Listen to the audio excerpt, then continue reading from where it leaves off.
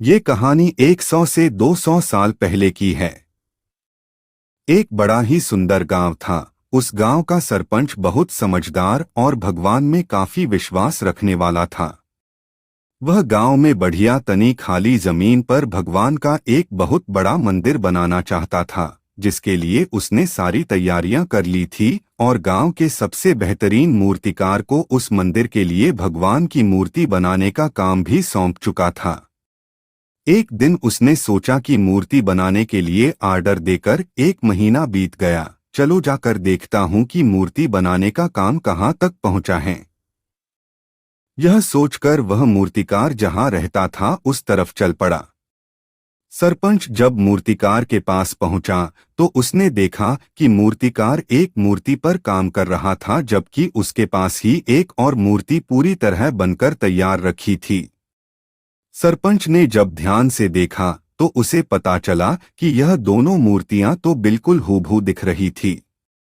उसे लगा कि अरे, यह मूर्तिकार क्या कर रहा है। मैंने तो सिर्फ एक मूर्ति बनाने के लिए इसे कहा था, यह दो क्यों बना रहा है।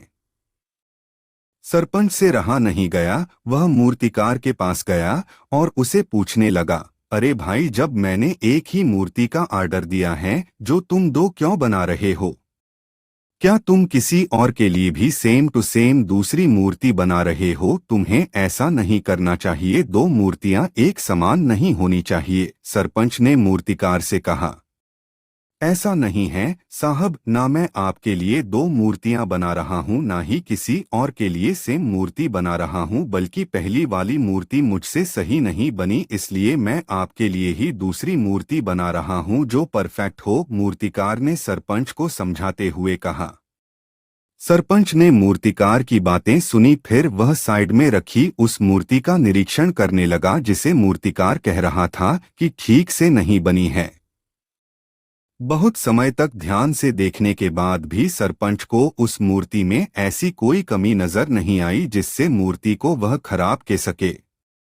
अब सरपंच की जिज्ञासा और बढ़ गई। उसने मूर्तिकार से फिर पूछा, तुम तो कह रहे हो कि यह मूर्ति ठीक से नहीं बनी है, पर मुझे तो इसमें कोई खामी नजर नहीं आ रही। तब मूर्तिकार ने सरपंच को मूर्ति के पास ले जाकर मूर्ति पर नाक की और इशारा करते हुए उसमें एक छोटी सी बिंदु की खामी को दिखाते हुए कहा कि यह देखिए, यह है प्रॉब्लम। सरपंच को यह सब देखकर लगा कि यह मूर्तिकार थोड़ा सा पागल है, तभी तो इतनी छोटी सी गलती जो किसी के नजर में भी नहीं आ सकती, उसके लिए इतने दिनों की मेहनत को बर्बाद करके दोबारा उसी पर मेहनत कर रहा है।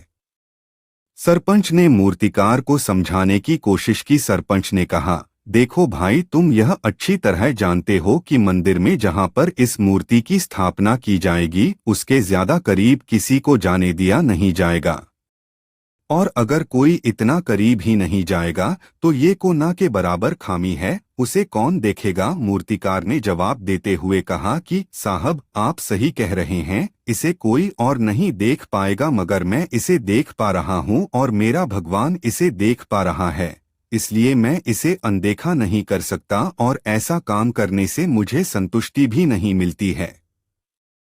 और आप ही बताइए, क्या ऐसे काम पर मैं गर्व कर पाऊंगा? मूर्तिकार के ऐसे विचार सुनकर सरपंच भी उससे इम्प्रेस हो गया।